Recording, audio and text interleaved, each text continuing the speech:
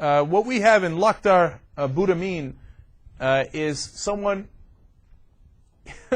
who was tortured, but not as badly as some of the others, if you can believe that.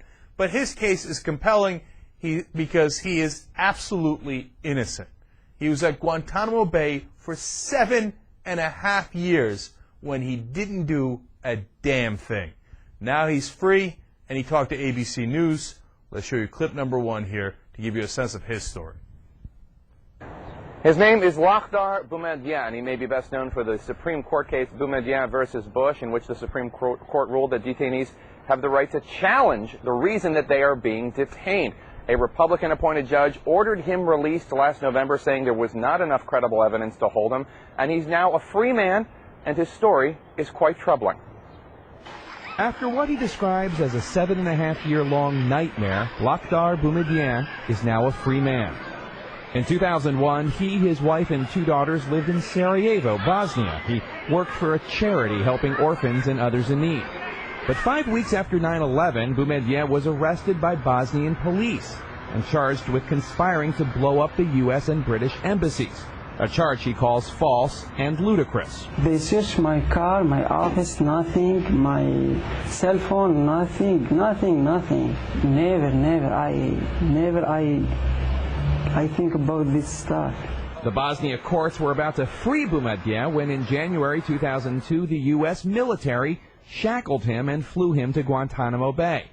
He thought the U.S. would clear him. Maybe 1 week, 2 weeks, they know I am innocent, I can back to my home. But in Guantanamo, Boudamin says he was kept awake for 16 days straight and repeatedly physically abused. Do you think that you were tortured? I don't think. I'm sure. You think this is not torture? What's this? What you can call this? He went on a hunger strike and was force-fed. When you were there, did you want to die? No, I don't like to die because every day I think about my wife and my daughters. But last year, Boudamin's attorneys beat the Bush administration in the Supreme Court for the right to challenge his detention in court. And a judge appointed by Bush then ruled the evidence against Boudamin was weak, and he ordered his release. 2 court victories against President Bush. Boudamin made a T-shirt, and last month he was reunited with his family. He asked us not to film them for security reasons. I cry. I cry because I don't know, my daughters. Boudamin says he understands how the 9/11 attacks prompted strong reactions from the U.S., but only to a degree. I will agree with you, but for 1 month, 2 months, but not for more than 7 years. Boudamin says he holds no ill will towards the American people except for President Bush, Vice President Cheney, and 3 other Bush administration officials. He and his lawyer are now considering suing the U.S. government. They say he is a poor man and needs help. As for those charges against the U.S. military that he alleged that he was tortured, the U.S. military says they take all such claims seriously, and it is not policy of the U.S. government to torture detainees.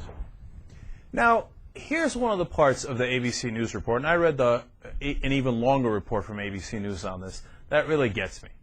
The Bosnian police were about to release him. They realized they had the wrong guy. And the Americans stepped in and said, no, we'll take it from here.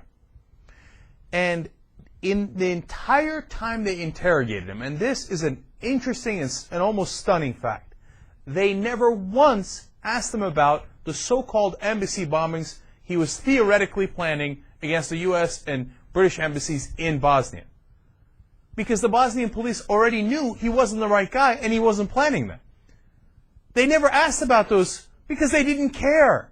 Because they didn't care about the truth. They didn't care why they had the guy. So why did they take this guy? What was their point?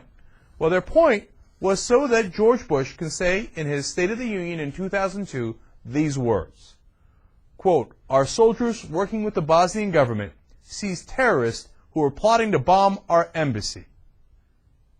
What he wanted to say is, we've got terrorists all over this world. It's a scary place. He's making the case for war, and he says, don't worry, I'm going to keep you safe. Because look at all these terrorists I'm snatching up.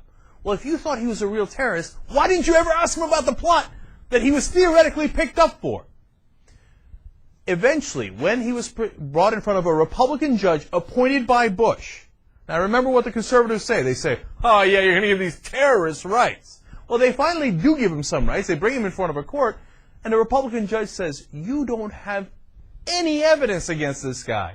Why did you hold him for 7.5 years if you didn't have a shred of evidence?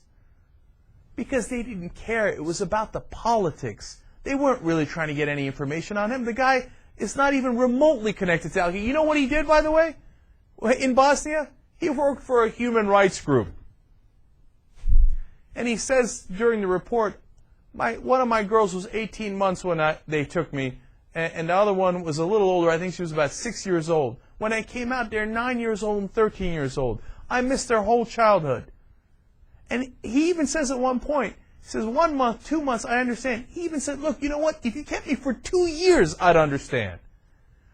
And he says, I don't even hold any ill will against the American people. He says, but for 7.5 years? No, this is what we did in Guantanamo Bay. And the real problem isn't even the torture, which is heinous enough as it is. It's that we created a lawless atmosphere and an environment where we said, these people have no rights, and we, as the United States of America, are above the law. And we did this to innocent people. Some are guilty, like Khalid Sheikh Mohammed, and some were flat out innocent. And all along, every Republican in the country argued for it. They should never be forgiven for that. And somebody should be made to answer for what they did to this man. My guess is, of course, they will not.